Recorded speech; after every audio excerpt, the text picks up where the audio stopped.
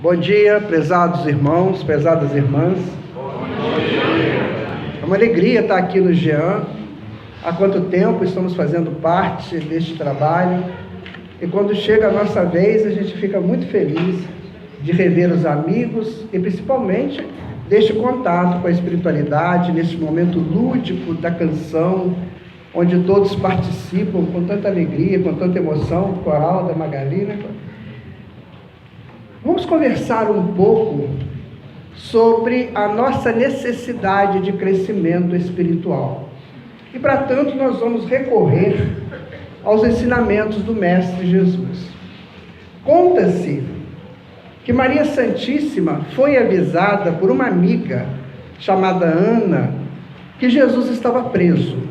Isso porque Jesus foi preso à noite e passou toda aquela noite em um processo muito triste, deprimente, de açoites e de ironias. E Maria Santíssima, então, a princípio ela ficou muito assustada, mas depois ela entendeu que o filho dela era, acima de tudo, aquele que Deus havia enviado para uma missão muito complexa e que não caberia a ela, Maria Santíssima, ter alguma coisa contra a vontade de Deus. E aí quando chega aquele momento bem conhecido nosso, que foi o momento da escolha entre Jesus e Barrabás, ela estava no meio da multidão com a Ana, quando Pilatos pergunta: quem que vocês querem que eu solte? Jesus ou Barrabás? E Maria Santíssima gritou rapidamente: Jesus! A mãe tentando ajudar o filho, como sempre. E Ana seguiu a voz de Maria, mas logo assim foi abafado aquilo tudo, porque a turba queria que soltasse Barrabás. Então isso é muito complicado para nós, sabermos que num momento tão importante da história da humanidade, quando recebemos aqui o grande construtor do planeta, aquele que nos tutela em nossas evoluções, e nós fizemos isso com ele. Mas vamos fazer um estudo a respeito da nossa evolução, do nosso deslocar do homem simples para um homem transcendente, a partir desse momento que está narrado nos 4 evangelhos, de Mateus, de Marcos, de Lucas e de João, que foi o momento que nós costumamos chamar da paixão do Cristo. Então nós vamos tentar entender essa paixão do Cristo, se realmente é uma paixão, ou se em torno daqueles acontecimentos nós podemos extrair lições que nos possibilitem crescer cada vez mais. Então vamos lá. Jesus havia terminado de cear. Era a ceia da Páscoa, onde ele havia despedido dos seus apóstolos. Então ele disse assim: é preciso que eu vá para que vocês cresçam. Então começa aí a grande e profunda lição. É preciso que eu vá para que vocês cresçam. Ora, é preciso que o mestre saia de cena para que nós, os atores da vida, possamos fazer a nossa representação de evolução. Então esse foi o recado de Jesus: eu preciso ir, porque vocês precisam crescer. E vocês são individuais, vocês são singulares com Deus, e vocês precisam deste trabalho.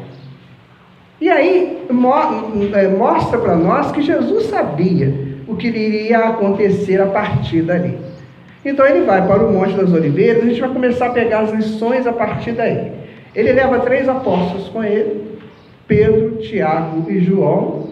Não é por acaso, porque Pedro representa a fé, Tiago o estudo, o conhecimento, e João o amor. Em todos os nossos lances de crescimentos, nós temos que ter esses 3 amparos: a fé, o conhecimento e o amor. Senão nós não vamos conseguir deslocar do homem simples, trivial, para um homem espiritual. E ali Jesus então diz para eles: olha, eu vou orar e vocês, por favor, não orem comigo. E ele se afasta e começa a orar. Quando ele retorna, os 3 estão dormindo. Isso acontece mais 2 vezes. E Jesus fala assim: vocês não podem orar comigo numa hora tão difícil da minha vida? E eles infelizmente dormiram. Qual é a lição? A lição é a seguinte: quando nós começamos o nosso trabalho de crescimento espiritual e começamos a dar os nossos testemunhos a Deus, nós sempre o fazemos sozinhos. Não adianta pedir papai, mamãe, vovó, vovô, filho, filha, eles não vão nos ajudar. O testemunho é nosso. Somos nós e Deus. Então, por isso que aqueles apóstolos não conseguiram ficar atentos, ficarem orando com o mestre, porque o testemunho supremo era dele. O testemunho era de Jesus para com a vontade do Pai. Depois, chega um homem, olha para Jesus e fala assim: mestre, e dá-lhe um beijo no rosto. E logo assim vieram os soldados e prenderam Jesus. E aí nós podemos pensar assim: na hora do nosso crescimento espiritual, provavelmente nós seremos traídos pelos nossos amigos, por aqueles que mais gostamos, por aqueles dos quais nós nunca pensaríamos que seríamos traídos. E eles nos traem. E eles nos apresentam para o mundo como uma pessoa extremamente fora do contexto daquele mundo. E aí, aqueles apóstolos chegam, aqueles soldados chegam e estavam representando ali tanto o Sinédrio, ou seja, a religião judaica, quanto Pilatos. E aí, pergunta assim: quem é Jesus de Nazaré? A maioria das pessoas, quando se vê em aperto, ou mente ou foge. Infelizmente ainda é assim. Claro que não estou dizendo de todos, tá? Mas uma grande parcela, na hora que ele é procurado para um grande testemunho, ou ele fala assim: não sou eu não. Ou então ele foge, sai correndo. Então perguntaram: quem é Jesus de Nazaré? Então Jesus responde assim: para que tanta coisa? Eu sou Jesus de Nazaré. Ou seja, se você quer dar teu testemunho para Deus, apresente-se como aquele que vai testemunhá-lo. Não fuja. Não saia desse grande compromisso. Muitas vezes isso pode acontecer conosco quando nós assumimos um trabalho numa casa, numa instituição que seja, e quando chega o dia do grande testemunho, eu falo assim: eu estou gripado, estou com dor de cabeça, hoje eu não vou. Avisa lá que eu não vou. Então nós fugimos dos nossos testemunhos. E Jesus fala: eu sou aqueles que vocês estão procurando. E aí Pedro fica assustado com aquela coisa toda. Meu Deus, o que está acontecendo? E Jesus sendo amarrado, pego para aquelas pessoas, aqueles soldados, e Pedro vai lá e corta a orelha de um deles. Pega a espada, porque os apóstolos andavam armados, tá, gente? Eles eram gente boa, né? Então andaram armados. Então Jesus vai lá e corta a orelha de Jesus, do soldado Maicon, e Jesus pega a orelha e faz um implante. Como ele fez, não me pergunte, eu não tenho a menor ideia, mas ele implantou. Ele implantou a orelha do soldado, e aí ele falou para Pedro assim: Pedro, não fira pela espada, Pedro, porque quem fere pela espada será ferido. Essa é dura, porque a gente vive ferindo as pessoas, a gente vive ferindo com a espada da língua, do pensamento, a gente vive ferindo pelas calúnias, pelas maledicências. Então ele diz: não faça isso, porque eu vou voltar contra você. E hoje nós temos estudos interessantes da física quântica que mostra cientificamente como que essa coisa volta. Muito bem. Aí Jesus fala para Pedro uma coisa que a humanidade precisava de saber disso. Infelizmente a humanidade não sabe. Jesus diz assim: Pedro, se eu quisesse, eu daria uma ordem, e uma multidão de espíritos e de anjos me tiraria daqui agora. Mas é da vontade do meu Pai que assim seja. Isso aí é bem interessante. Por quê? Como é que eles tirariam Jesus dos braços daqueles soldados? Como? Muito simples. Eles desmaterializariam o corpo físico de Jesus e ficaria só espírito. A coisa mais fácil de acontecer seria isso. E aí Jesus então dá essa lição, fala: não, eu vou ficar aqui porque meu Pai quer que seja assim. Na hora do nosso testemunho a Deus, cada um vai dar de uma determinada forma.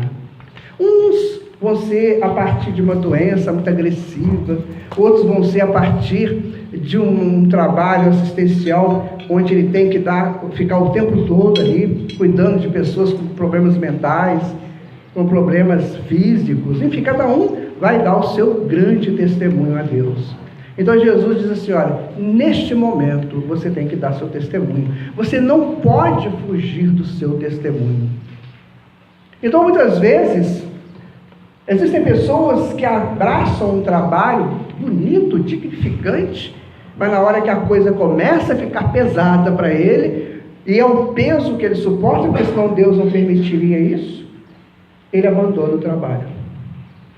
Olha, não vai dar, avisa lá, né, que eu não vou poder ir, porque eu não estou tendo tempo, agora eu vou fazer uma faculdade, eu fiz uma, agora eu vou fazer a segunda, porque eu pretendo fazer a terceira, e aí vai abandonando o grande projeto de espiritualização. Este grande projeto de espiritualização, ele vai começar no planeta Terra. Segundo os sociólogos e os antropólogos, uma consciência coletiva de algo só muda a cada 400 anos. Então, se nós temos hoje uma consciência coletiva aqui no planeta, ainda da violência, da sensualidade, ainda das criminalidades como um todo, das drogas, enfim, então isso só vai acabar daqui a 400 anos. Vai acabando lentamente, mas só termina daqui a 400 anos. Há um planejamento da espiritualidade, segundo os espíritos, que o mundo realmente entra no seu estágio de regeneração no ano 2500. Ou seja, daqui a 400 anos. Mas já começa a partir de 2067, segundo Emmanuel. Agora vai ser difícil você deslocar uma consciência coletiva de atitudes e de atos que eles fazem e promovem a todo instante de uma hora para outra. Isso não é possível. Então a espiritualidade dá o tempo para que isso aconteça. Mas é necessário que isso aconteça. Ou vai acontecer agora, aproveitando o ciclo que está mudando aqui do planeta, ou vai acontecer no futuro em outro planeta, mas vai acontecer. Nós teremos necessidade dessa mudança. Então Jesus diz: olha, se eu quisesse, uma nuvem de espíritos me salvariam aqui agora, mas não é da vontade do meu Pai. Ou seja, quando você quer se entregar à espiritualização do seu ser, você só tem um caminho, que é Deus. Agora, como é esse caminho? Porque nós somos essências divinas, nós somos partículas de Deus, soltas por Ele, postas para evoluir. Porque um dia nós estaremos próximos dele, cumprindo uma função qualquer, mais individual. Jesus disse assim: eu vejo o Pai face a face, porque ele chegou num nível de evolução espiritual que ele pode ter essa convivência direta com Deus. Então Jesus diz assim: olha, é da vontade do meu Pai. E quando você chega nesse nível, você não briga com Deus. Então você não fica falando assim: oh Deus, tudo acontece comigo, tá vendo? Isso não olha para minha cara. Não existe mais isso. Porque você entende ser essência divina. Então Jesus é preso. E aí vai acontecer uma coisa bem interessante. Ele vai ser mandado para 3 poderes. E nós também, quando vamos fazer esse projeto de espiritualização, geralmente somos mandados para 3 grandes poderes. O primeiro poder que Jesus foi mandado foi para o poder religioso, o poder de Anás e Caifás, que eram os sumos sacerdotes do templo, do Sinédrio. E aí Jesus chega lá e Anás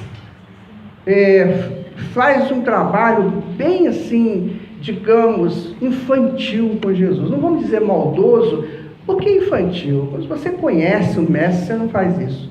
Então Anás manda bater em Jesus, cria uma situação muito difícil, faz perguntas cretinas para Jesus, tenta colocar Jesus em uma situação assim de quase que de plena idiotia perante todos.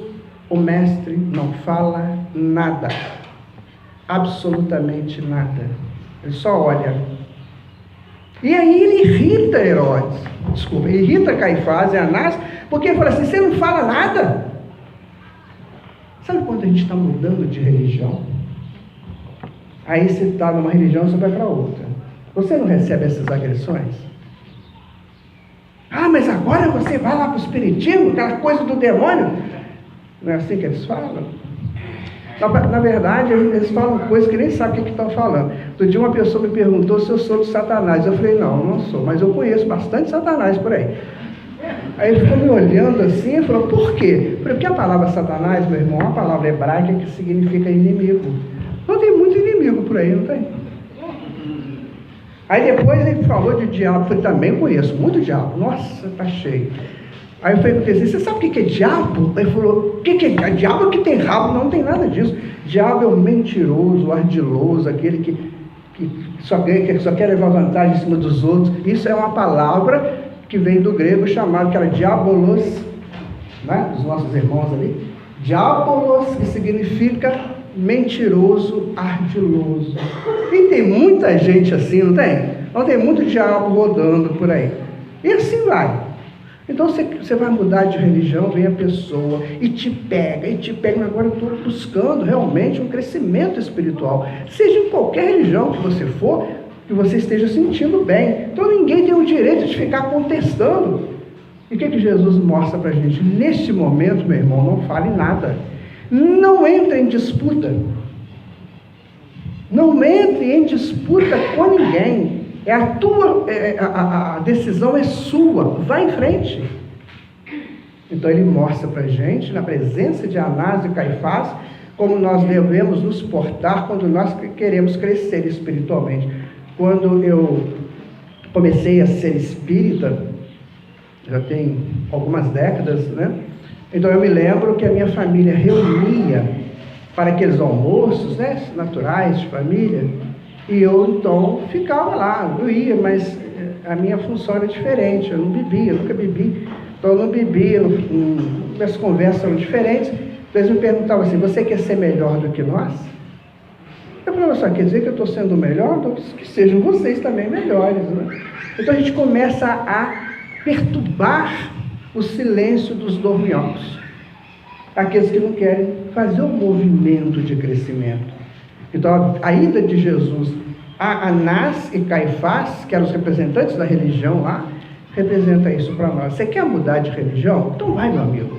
Não olha para trás. Você acha que a tua religião até aqui não te deu o que você precisa? Vai em frente. Não é? Eu sou espírita desde quando eu nasci, porque eu nasci num lar espírita e assumi o trabalho já um pouco mais tarde. Eu nunca chamei ninguém para vir para o centro espírita.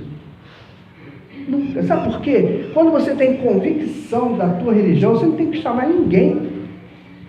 Você só chama pessoas para a tua religião quando você não tem certeza dela. Aí você fica assim: vão lá comigo, para que ele confirme que você está certo. Não, o espiritismo não.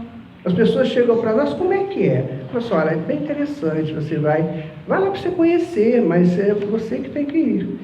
É você que tem que entender, você que tem que estudar, você tem que ver como é que funciona, não é? Agora, fazer proselitismos, nem Jesus fez. Depois Jesus é mandado para Pilatos. Isso durante a noite, minha gente. Isso aí estava rolando essa madrugada, né? Aí Jesus foi mandado para Pilatos. O que é Pilatos? Pilatos representa o poder do mundo, que ele era o representante de Roma, que dominava a Palestina. Então, Pilatos para nós significa sociedade, o poder do mundo, o poder constituído, aquele que nós devemos dar conta das nossas ações. Aí chega Pilatos e Pilatos faz um monte de perguntas para ele e Jesus não responde, fica na dele quietinho. E aí Pilatos não aguenta aquilo e manda para Herodes. Você já imagina que coisa séria? Você está com o mestre da humanidade brincando com ele, sabe? Mandando para um, mandando para outro, mandando para outro. E aí, quando você está no social, por exemplo, você está modificando, fazendo a sua transformação espiritual, é bem provável que o social vai brincar com você. Vai achar que você é maluco, que agora você só vive no centro espírita, que já leva a cama de uma vez, já dorme lá, essas coisas antigas, idiotas que a gente ainda ouve por aí. Desculpe eu dizer isso. Mas isso eu ouvi há 40 anos atrás, quando eu comecei a trabalhar no espiritismo. Me falava isso, por que você não pega a tua cama e já não põe lá? Eu ainda escuto isso até hoje. Então isso é coisa que já passou do tempo, já morreu, já era. Então você vai ouvir a sociedade te condenar. Nossa, você agora também nem não sai mais com a gente. Você agora, não, Deus me livre. O que é isso que está acontecendo contigo, rapaz? Você morreu? Você não é mais ninguém? O que é isso? Você é gente viva. É assim que eles falam, né? Você não está aproveitando a vida. Só que não entende que você está aproveitando de fato a vida. E aí o nosso amigo manda para Herodes. O que é o Herodes?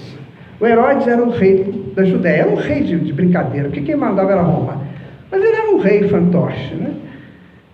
O que o Herodes representa? O nosso lado doméstico, a nossa casa, a nossa família. Então você vai para o poder da família, aí a família começa. Nossa, meu Deus, o que é isso que está acontecendo? Tem que ir lá, tem que levar para o psicólogo, para o psiquiatra, está ficando doente. Olha aí, que só fala nessas coisas agora de espírito, ou essas coisas de crescer para Deus, o que é isso? Então você fica nesse jogo, né? O poder religioso, a religião que você era, fica te pressionando, o social te pressiona e o poder doméstico te pressiona. E você tem que ser forte. E o que Jesus, qual foi a estratégia de Jesus? Silêncio. Jesus não podia falar, porque se ele falasse, ele podia derrubar tudo aquilo. E o mundo, o homem precisava daquilo ainda. Por isso que ele fala, eu tenho que sair para que vocês cresçam. Ele não podia derrubar os poderes constituídos. A derrubada desses poderes, ou a transformação desses poderes, será feita por nós. Pelos espíritos que aqui permanecerem. Então, há um respeito muito grande de Jesus pela humanidade. E aí acontece uma coisa bem interessante. Não sei se vocês sabem, mas Pilatos e Herodes viviam brigando, parecia cão e gato. Se digladiavam, né? Aí, minha gente, quando Herodes viu que não resolveria o problema, ele manda Jesus de volta para Pilatos. Aí o Pilatos fica todo feliz. Quer dizer que o Herodes agora reconheceu que eu sou o cara, né? Então, politicamente correto era condenar Jesus.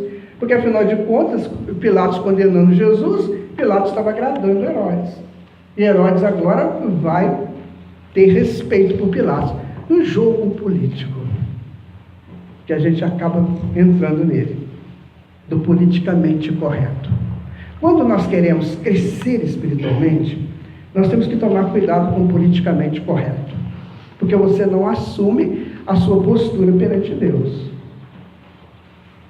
Isso aí é o seguinte, deixa, não mexe com isso não, melhor não deixar, porque vai dar problema, melhor deixar, isso é politicamente correto. Então você tem que encarar, olha meu amigo, isso não dá. Isso não dá. Eu tive um convite essa semana para tomar um vinho delicioso. Falaram, eu vou te dar um vinho que você nunca tomou na sua vida. Eu falei, claro, porque eu nunca tomei vinho, então geralmente eu nunca tomei esse vinho. Certo? E aí, o politicamente correto era dizer para o meu amigo, tá bem, eu tomo uma tacinha com você, mas eu não faço isso, minha gente. O meu trabalho é com Deus. Então, neste momento, o trabalhador tem que ser sincero. Ou é ou não é, não tem meio termo. Na questão da evolução, para Deus, quando você desloca desses períodos iniciais da evolução que nós passamos pela humanidade, nós não podemos mais fazer nenhum acordo que não seja o acordo com a divindade. Ah, mas isso aí é muito assim, né? É muito assim. É muito sério. Por isso poucos conseguem. Gente, vocês sabem quem são os santos e os anjos? São os homens e mulheres que um dia decidiram ser. Só isso. E foram, e são. Aí, quando Jesus chega para Pilatos, a coisa vai pegar. Porque o Pilatos já estava irritado. Porque no fundo ele queria salvar Jesus. Só que ele era tão covarde, mas tão covarde, que ele não conseguia assumir isso. Então nós não podemos ter essa covardia de Pilatos. Se eu estou diante de uma posição em que eu vou crescer espiritualmente, se eu for covarde, eu não consigo sair do lugar. Aí Pilatos tenta de todo jeito falar com Jesus para que Jesus se defenda. Você que tem que se defender, eu não posso fazer isso, porque politicamente é ruim para mim. Então você se defenda. Aí Pilatos faz 3 perguntas. Uma, coitado, foi de uma infelicidade. Não foi uma pergunta, foi uma afirmação. Foi de uma infelicidade, dessas infelicidades que o Guaraci dá de vez em quando. Vocês não, mas eu dou. Às vezes você fala uma bobagem, você fala, para que eu falei isso? Não é assim? Vocês não conhecem isso, não, eu que conheço. Então Pilatos fala para Jesus assim: você não sabe que eu tenho o poder de vida e de morte sobre você? Ah, coitado.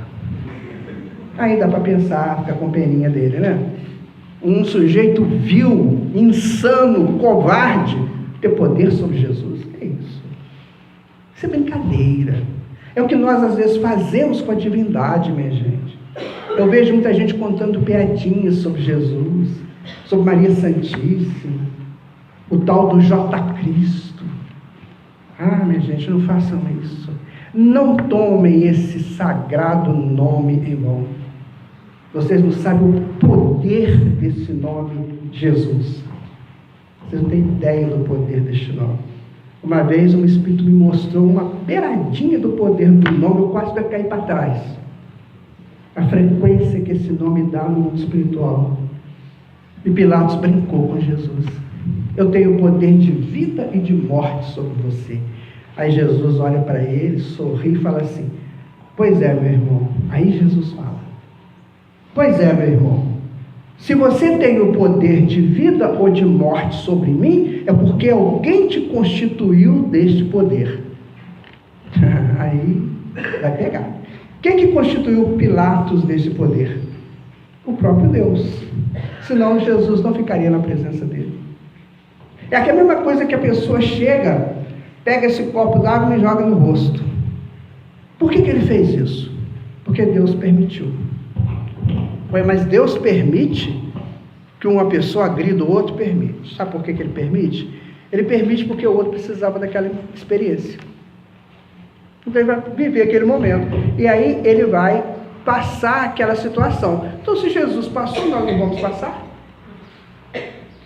E aí Jesus fala: se você tem esse poder, porque Deus te deu esse poder. E aí mais uma vez Jesus mostra para nós assim: se você realmente quer crescer para Deus, confia nele. Porque muitas vezes ele vai te falar coisas e vai te promover situações que você não vai entender. Só depois que você vai entender. Só depois. Uma vez eu me lembro, começando ainda na doutrina espírita, eu fui na casa de um médium. Ele falou comigo assim: eu quero que você busque para mim 2 xícaras de farinha de trigo, uma colher de fermento, e foi falando um monte de coisa lá. Eu olhei para ele assim e falei: para que isso? Ele falou: não discuta, faça. Aí depois, quando eu fiquei mais calminho, assim, que a minha crista baixou um pouquinho, ele falou: amigo, se você não obedecer às ordens dos superiores, você não chegará em lugar nenhum. Não precisa fazer nada disso, eu só estava te testando. Então a gente não quer receber ordens. Se você chega no centro espírita e alguém diz assim, olha, você precisa mudar seu comportamento, para um pouco de fazer isso assim, assim. Aí você fala, quem vai mandar em mim? Eu que mando. Ninguém vai entrar na minha vida. Não, ninguém vai entrar na tua vida. Mas é você que tem que entender que se algum poder superior que quer o seu bem te deu uma ajuda, você tem que crer nela. Quando você vai ao médico, por exemplo, ele fala assim, amigo, você está com diabetes 1. Para de comer doce, porque senão você morre. Você vai perder a vista, você vai cortar o pé. Tal. Aí você que sabe. A decisão é sua. Assim também são os planos superiores para conosco. Eles chegam e dão uma informação. Utilizando o médium, utilizando o sonho, enfim, eles usam um artifício e nos dão uma informação. Agora, eu vou bater no peito e dizer assim, não, eu não quero, o problema é meu. Então Jesus fala, olha, Deus te constituiu desse poder. Então, e aí, Pilatos faz uma outra pergunta. Essa é fantástica. Foi a melhor coisa que o Pilatos fez na vida dele. Porque depois ele suicida, você sabe, né? Então foi a melhor coisa que Pilatos fez, foi ter feito essa pergunta que ele fez a Jesus. E a pior coisa foi ele não ter ouvido a resposta de Jesus. Ele pergunta a Jesus assim, o que é a verdade? Você está de frente da verdade. Você pergunta o que é verdade, o que você tem que fazer? Ficar atento para ouvir, né? Assim, você vai conversar com o doutor Hipócrates, por exemplo. Aí ele te fala uma verdade. Aí você desvia o pensamento. Mas eu não sei mesmo o que ele falou comigo. Acho que ele não falou nada de importante, não. Então, quando a gente vai perto de uma autoridade constituída, dentro daquilo que a gente está buscando, a gente tem que ouvir a verdade que nós perguntamos. O Pilatos pergunta para Jesus, o que é verdade? E aí Jesus deve ter esboçado uma resposta, e o Pilatos já sai conversando uma coisa boba que não tinha nada a ver com o momento. Não escuta a verdade. E aí Pilatos faz a terceira pergunta. Essa pergunta que Pilatos faz para Jesus, ela é uma pergunta que ele foi muito útil para a humanidade. Historicamente, ele foi muito útil. Ele pergunta para Jesus assim, tu és rei? Aí Jesus já tinha dito para Herodes, né? Tu dissestes. Mas para Pilatos, Jesus fala assim, o meu reino ainda não é deste mundo. Ou seja, eu sou rei sim, mas o meu reinado ainda não é por agora. É preciso que os homens cresçam e amadureçam e apareçam para viver esse reinado que eu vou promover aqui. E aí, minha gente, o Pilatos fica maluco. Ele pega, então, pede lá para os servos dele que dê para ele um jarro d'água e uma toalha, ele lava as mãos e fala, eu vou lavar as mãos no sangue de um inocente, ou seja, covardia plena. Então, se nós queremos crescer para Deus, deslocar do homem simples que ainda somos, que somos pessoas muito simples ainda, muito ligados a paixões, a desejos, e isso ainda nos conduz a estágios de enfermidades, de depressões, de tristezas, de angústias, porque nós ainda estamos muito ligados à matéria. Nós somos muito materialistas ainda e não queremos ser espiritualistas, crescer para a espiritualidade. Então esse diálogo de Jesus com Pilatos nos mostra isso, olha, confie em Deus, busque a verdade e se prepare para o meu reino que eu vou colocar aqui no planeta. Faltou Jesus falar assim, eu vou dar mais 2000 anos para vocês. Não é? E aí não teve jeito, Pilatos covardemente põe Jesus perante a multidão com uma pessoa lá, totalmente desqualificada moralmente, espiritualmente, chamado Bar-Abá. Então, Bar-Abá, que era um insurgente, que era uma pessoa que estava jogando a favor dos judeus para libertar a Judéia do jugo romano, que ele era brigão, ele fazia exército, aquela coisa toda, o povo quis ele. Por quê? Eu quero imediatismo. Olha, eu tenho aqui essa água fluidificada, eu tenho aqui uma cápsula de medicamento. Isso aqui você vai tomar e vai sarar agora. Isso aqui você vai tomar e vai ter que tomar durante um mês. O que é que você pega primeiro? A pergunta é, mas por que isso aqui demora mais do que esse? Porque esse aqui, amigo, vai na raiz. Isso aqui vai lá no perispírito. Enquanto que isso aqui só vai no corpo físico e vai voltar a dor para você. Amanhã você vai ter que tomar de novo essa cápsula. Aqui não, aqui você vai com calma, que você destrói o problema. Só que a gente não quer isso. A gente quer o imediatismo, né? Então foi o que aquele povo escolheu, o imediato. E aí, bom, Jesus recebe a sentença do irmão Pilatos, que ele seja crucificado.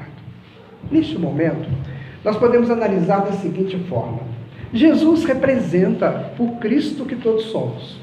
Só que Jesus é o Cristo expandido e nós somos Cristos latentes. Então, naquele momento, é como se eu dissesse para o meu Cristo, para eu, Cristo latente, o seguinte: ó, fica quietinho aí, não me amola não, deixa eu viver a minha vida. Você está me dando amolações, não quer saber dessa coisa de espiritualização, não. Vai, fica crucificado aí. Vou te pregar aí, você não vai sair. É mais ou menos isso. E aí Jesus pega a cruz. A cruz de Jesus, segundo a história, segundo os historiadores, ele não pegou aquela cruz, saiu carregando, arrastando aquela cruz. Era só o travessão. Porque a cruz, o madeiro, a parte vertical, já ficava pregado, esperando o crucificado, porque seria crucificado. Então ele pega o travessão. Minha gente, para Jesus, ele podia pegar um travessão de 2 toneladas e fazer peso zero. Não sentia dor nenhuma. Não sabe por quê? Vou dar um exemplo. Há 4.500 anos atrás, numa cidade chamada Stonehenge, na Inglaterra, pessoas ainda, porque há 2.500 anos atrás, há 4.500 anos atrás, a gente era sapiens ainda, quase numa era bem primitiva ainda. E aí o que acontece? Nessa cidade, eles pegavam pedras de toneladas e empilhavam pedras para fazer um monumento. Como é que eles faziam isso? Não tinha guindastes. Já fizeram testes hoje com guindastes, é um negócio difícil de fazer. Como é que eles empilhavam aquelas pedras? Né? As pedras de 10.000 toneladas, sei lá quanto. Como é que eles colocariam lá? Muito simples, anulando a lei da gravidade. Se esses homens sabiam fazer isso, Jesus não sabia? Né? Tem que pensar, tem que parar para refletir. Mas vamos lá, Jesus então pega aqui a travessão e vai. Aconteceram vários momentos, eu não vou repetir porque o tempo não vai dar. E aí o que acontece? Em determinado momento, o sirineu pega aquele travessão e ajuda Jesus. Qual é a mensagem? Amigo, se você abraçou mesmo o teu desejo de crescer para Deus, se você estiver no sufoco, alguém chega e te ajuda. Isso é lindo demais. Você nunca estará sozinho, porque alguém vai te ajudar, alguém vai te dar força quando suas forças decaírem um pouco. Minha gente, quantas vezes eu entrei num posto de passes completamente extenuado e saí de lá revigorado. É o sirineu. Eu faço 300 palestras por ano. Vocês acham que é fácil? E viajando, essa semana eu vou viajar 3 vezes, essa semana próxima. Isso é cansativo. Tem hora que você está na estrada, a sua vontade sabe, de dormir, sabe? Aí sempre tem um espírito amigo que chega e fala: vamos, meu irmão, estamos aqui, estamos juntos, vamos nessa. É o sirineu que acontece para nós. Naquela hora que a instituição está precisando de dinheiro, né? Precisando de alimento, não tem nada para dar de almoço para aquela criançada naquele dia, para um caminhão ali fora cheio de mantimento, que isso já aconteceu, né? Já sabe disso. Mas de onde vem esse mantimento? Não sei, mandaram entregar aqui. É o sirineu. É o sirineu que na hora que você está naquele aperto imenso, ele chega e te ajuda. Muito bem, então Jesus chega lá no Calvário. Calvário significa caveiras. Né? Quando ele chega lá, tem 2 sujeitos lá já crucificados, o Gestas e o Dimas. E Jesus seria no meio deles. Os 2 eram ladrões. Então a humanidade faz assim com a gente, quando nós estamos naquele processo de cristianização mesmo, de espiritualização, a humanidade, a sociedade tenta colocar a gente como ladrões do tempo, ladrões da mente dos outros, aí fala um monte de bobagem. Então nós passamos a ser ladrões e vamos ficar entre ladrões, porque nós saímos daquela situação primária da vida. Então Jesus é crucificado, eles pregam lá o cravo nele, os faquires do Oriente dormem em cima de pregos e não sentem dor. Sabe que Jesus sentiu dor? Ele sentiu dor pela humanidade. Quando ele estava lá no Monte das Oliveiras, em determinado momento ele fala assim: Pai, se for possível, se for da vossa vontade, afasta de mim esse cálice. Aí a humanidade terrível falou que Jesus fraquejou. Gente, não há a menor possibilidade de um Cristo fraquejar. Vou dar um exemplo para vocês. Vocês sabem o que é alta tensão, né? Vai de 7.000 a 12.000 volts que passa aquela alta tensão. Uma linha de alta tensão, quando ela está em seu pleno funcionamento, ela não pode ser detida, nada detém, a não ser você desligar lá na origem a energia que está circulando ali. Então Deus jamais iria desligar Jesus, que a origem de Jesus é Deus, como a nossa. Então uma energia daquela iria fraquejar? O que ele pede é o seguinte: ele sabia que na hora que a humanidade o crucificasse, essa humanidade estaria se auto-crucificando. E ela sofreria muito para sair dessa cruz. Então ele pede a Deus assim: não deixa, Pai, não deixa eles fazerem isso. Eles vão se crucificar. Afasta de mim, eu vou sofrer muito com eles. Então me tira esse cálice. Foi isso, tá, minha gente? Ele pediu por nós, não por ele não precisava disso. E aí ele está na cruz. Pregaram Jesus. Outro dia eu vi um filme aí da crucificação de Jesus. O ator dava cada berro que eu vou te contar. Eu falei: esse não entendeu nada, sabe? Era berro mesmo. Acho que se eu fosse crucificado, eu tentaria pelo menos orar naquele momento, pelo menos ficar em silêncio, morrer com dignidade, né? E o ator não, o ator dava cada berro, grito, sabe? Assustadores. Eu falei: coitado, esse diretor não entendeu nada. Mas tudo bem. Aí quando Jesus está lá no alto da cruz, ele vai falar 3 coisas para o homem, vai falar uma coisa para a família dele e vai falar 3 coisas com Deus. Vamos a ela? Primeira coisa, ele fala para o homem: perdoa, Pai, eles não sabem o que fazem. Ou seja, ele fala para nós: vocês não sabem o que vocês estão fazendo das vidas de vocês. Vocês não nasceram para isso aí não, gente.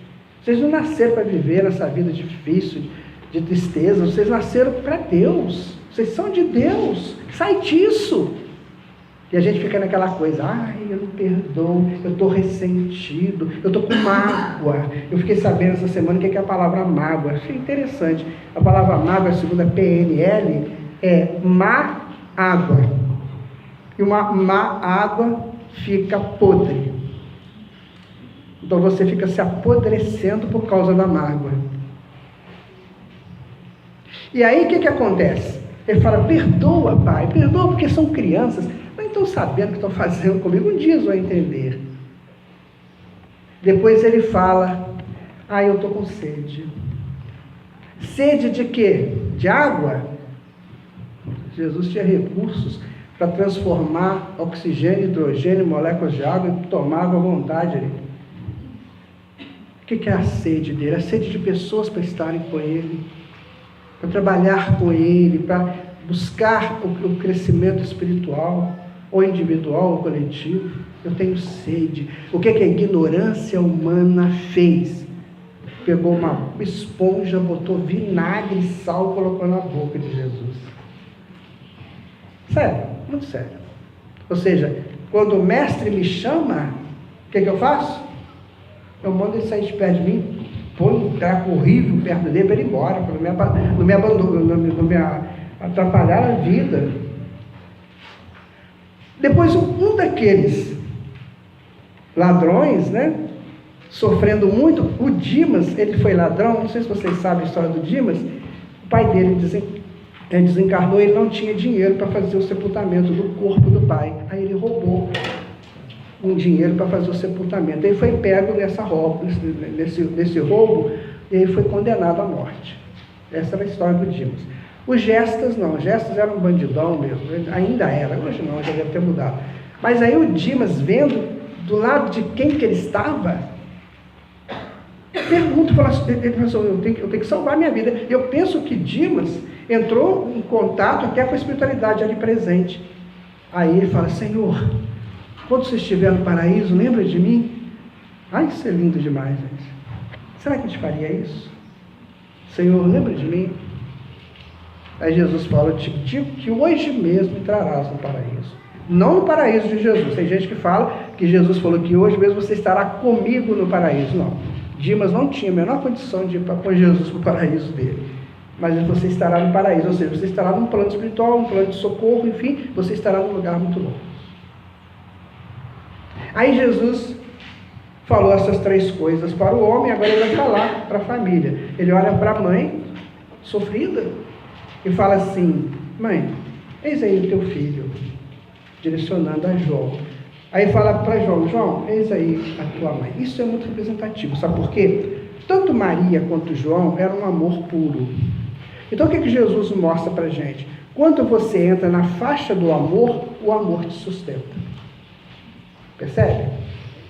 Então você entrou na faixa do amor, o próprio amor vem e vai te sustentar. E foi o que aconteceu com Maria e João. João fica com Maria até o desencarne dela.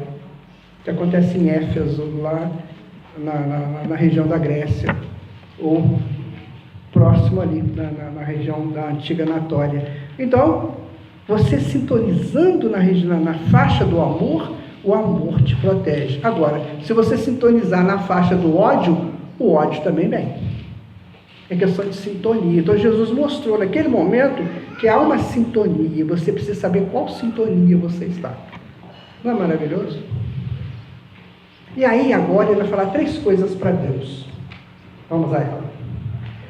Segundo os relatos, naquele momento do Calvário, toda a potência espiritual do sistema solar estava presente.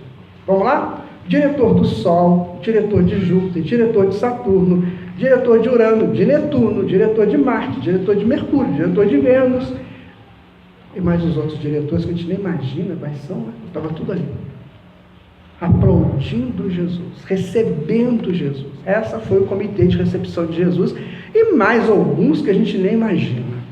E claro, a presença de Deus, porque ele sentia. Então ele vai falar 3 coisas para Deus. A primeira delas, a maldade humana também ele distorceu completamente. Ele fala assim, quer ver? Eli, Eli, lama abactane. Aí a maldade humana traduziu, Eli, Eli, lama sabactane. Você vê isso no Evangelho, está lá sabactane. Se você pegar o verbo abactane e o verbo sabactane, você vai ver uma diferença crucial. O verbo sabactane, que está escrito no Evangelho, nas traduções, significa abandono. E abactane significa glorificação. Então Jesus olha para Deus e fala, Eli, Eli, lama abactane. Senhor, Senhor, como me glorificas? Porque ele estava glorificado no meio daquela pleiade de entidades crísticas. Glorificado por Deus. Ele ia falar que Deus abandonou ele.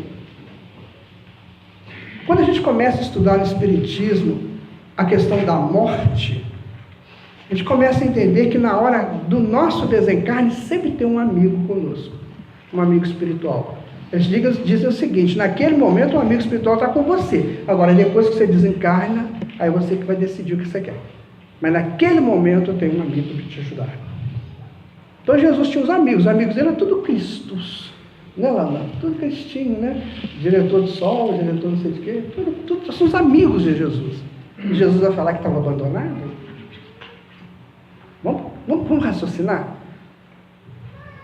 Depois Jesus fala assim, quando ele olha aquela pleiade de companheiros, né? Imagino que felicidade que é.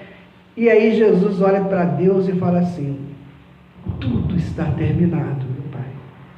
Eu cumpri a minha tarefa. Nossa, isso aí também é.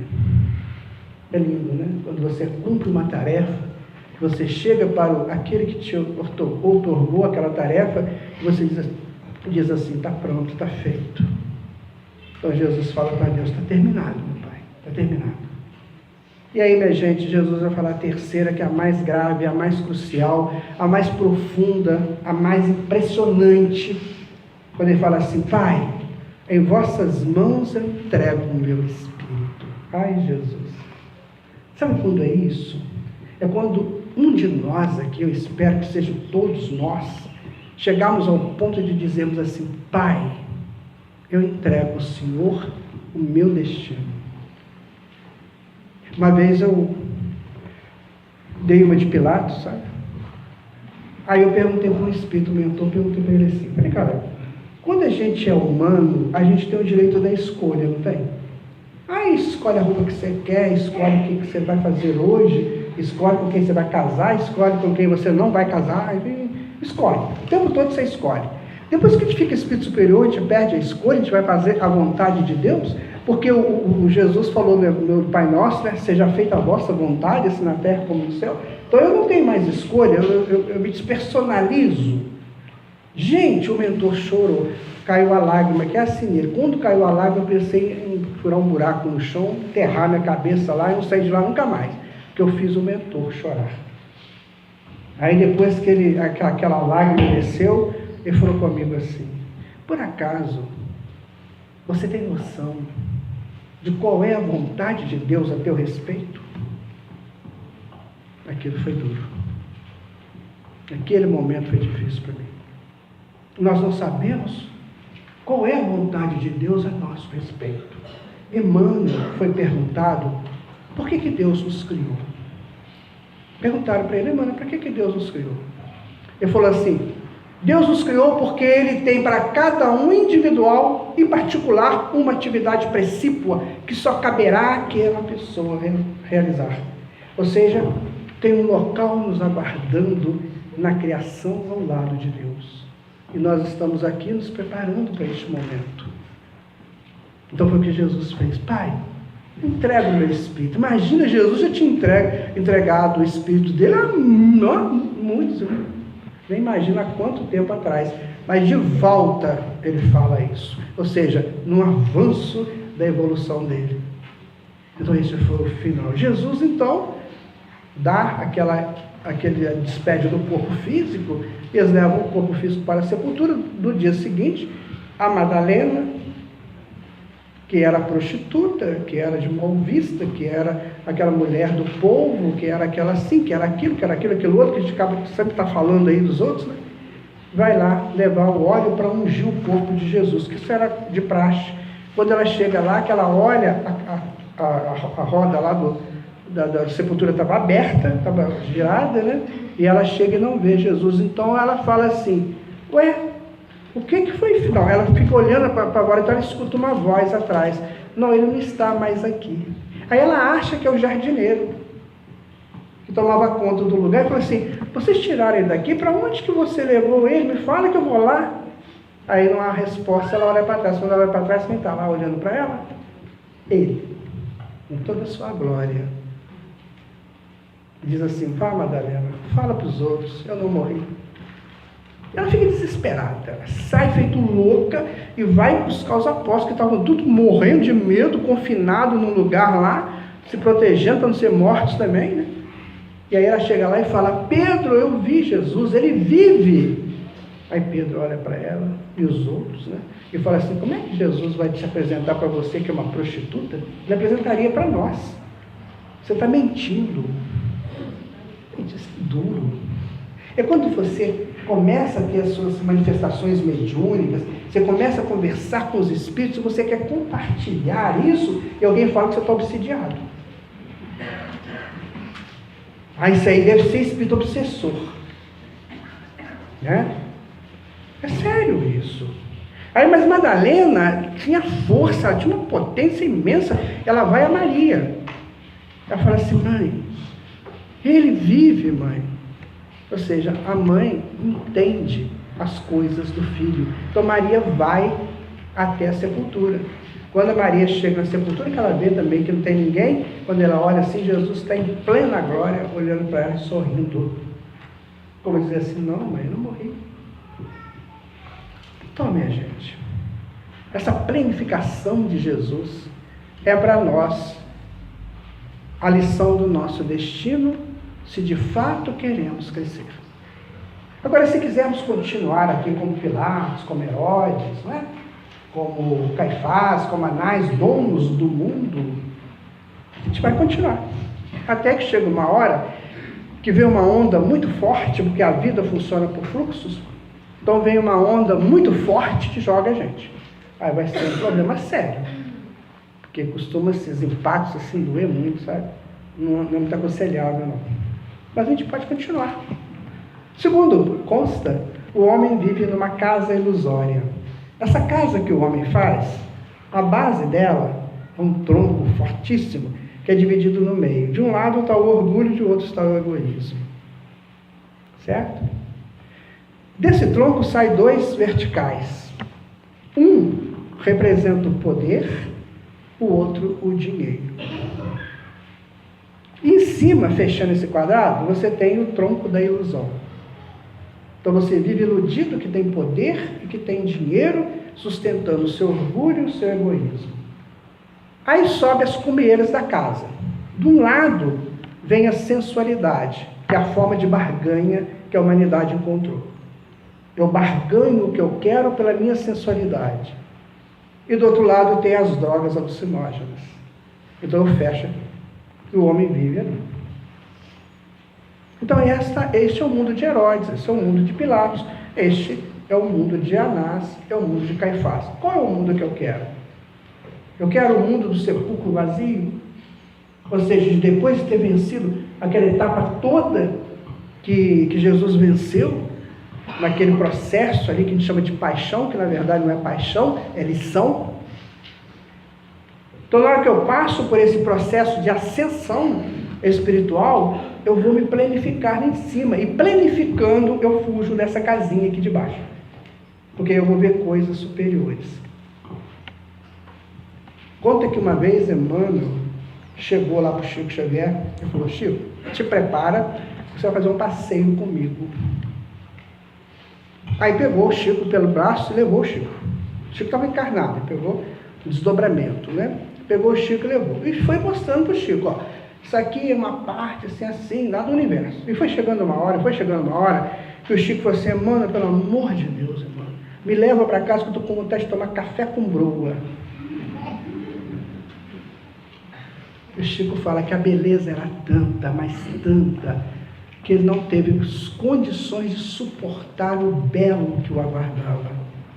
Então ele preferiu tomar café com broa, que era mais fácil.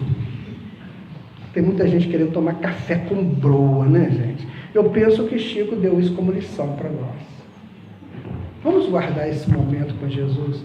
Aconselho vocês a pegar os 4 evangelhos, os últimos capítulos de cada evangelho, estão lá na descrição disso que a gente acabou de comentar. A descrição de Lucas é a mais completa.